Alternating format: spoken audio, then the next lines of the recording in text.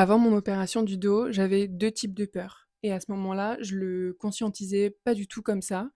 Mais maintenant que je le sais, avec le recul, je vous en parle pour que ça puisse vous aider. Donc 2 types de peurs. Celle, premièrement, que je disais au chirurgien, donc la peur, de l'anesthésie, la peur de la douleur, la peur du réveil, la peur de la rééducation aussi. Je me souviens, je lui avais posé plein de questions, j'avais peur qu'il laisse des ustensiles à l'intérieur de mon corps qui referment pas bien, de la qualité du matériel et cetera. Donc toutes ces peurs-là, concrètes, autour de l'opération. Et puis il y avait une autre peur que je n'ai dite à personne, même pas à moi, j'avais du mal à la verbaliser pour moi. Donc pas à ma famille, pas aux médecins. Donc vraiment c'était une peur qui était là un peu comme ça, en sous-marin, et que j'avais du mal, même moi, à savoir poser des mots dessus, à conscientiser. Dans cette vidéo, je vais vous parler de la deuxième peur, parce que c'est elle, et pas la première, qui a décidé de comment j'allais traverser ça. Je vais vous expliquer ce qu'est cette peur, d'où elle vient, et surtout ce qu'on peut faire avec elle avant l'opération. J'ai été opérée d'une scoliose très jeune, et ce jour-là, j'ai grandi de 5 centimètres en 4 heures. La peur officielle, elle était là bien sûr, mais vraiment il y avait autre chose.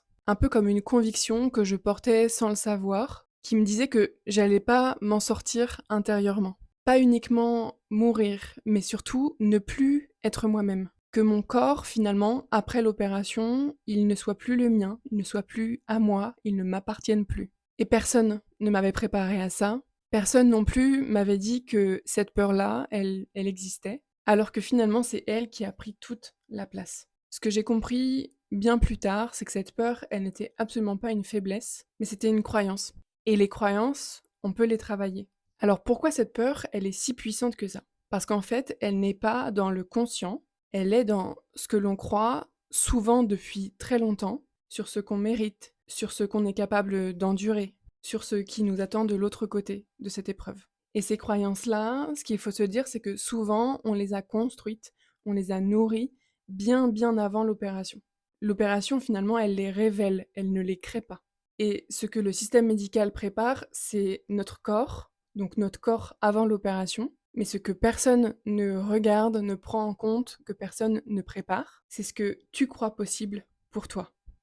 C'est ce qu'il y a justement autour de ces croyances, autour de cet inconscient. Alors que c'est précisément là que beaucoup de choses se jouent. Oui, l'acte médical reste l'acte principal de ce que tu vas vivre, mais comment tu vas le traverser, comment tu vas le vivre, ça, c'est tributaire de tes croyances, de ce que tu crois. Par exemple, je ne serai plus jamais la même ou le même, ou mon corps m'a trahi, ça c'est une croyance que j'ai beaucoup eue et que même encore aujourd'hui, des fois, j'ai des petits relents de cette croyance-là. Et je pense qu'on est beaucoup à le sentir, à le vivre, à le penser. Ou encore une petite phrase que tu peux te répéter, que tu as comme croyance, qui est je ne mérite pas de guérir complètement. Souvent, ces croyances-là, elles sont inconscientes, mais elles ont un impact réel sur comment tu vas traverser cette épreuve et surtout la récupération, sur comment tu vas vivre l'après. La bonne nouvelle, c'est que ces croyances-là, elles peuvent se changer. Pas par la volonté, pas par l'optimisme forcé, mais par un travail précis sur ce que tu crois être possible pour toi. Et c'est exactement sur ça que je travaille avec les personnes que j'accompagne, que ce soit avant ou après l'opération ou le traitement médical.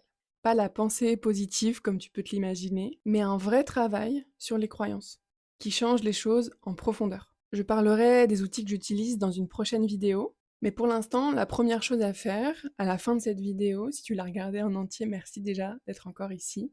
La première chose que tu peux faire, c'est de nommer la peur, la vraie, pas celle que tu dis, l'autre. Prends le temps pour justement te poser avec ça et dis-toi que c'est vraiment la première étape, l'étape principale. Sans cette étape-là, tu pourras pas faire le travail d'après sur les croyances. Donc prendre le temps pour nommer, poser des mots sur ce que tu ressens, ça, c'est l'étape primordiale. Si cette vidéo a résonné, c'est que tu portes peut-être cette peur-là à l'intérieur de toi aussi, ou que tu connais quelqu'un qui va traverser une opération et que tu ressens ça aussi chez cette personne. Si tu n'as pas envie de traverser ça seul, comme je te le disais, je propose un accompagnement avant et après des opérations, des épreuves médicales. Les liens sont tous en description. Et bien sûr, si tu as envie de témoigner ou si tu as des questions, l'espace dans les commentaires est toujours ouvert. Je suis toujours ravie de répondre. Je les lis et je réponds à tout le monde. Je te dis à très vite. Bye!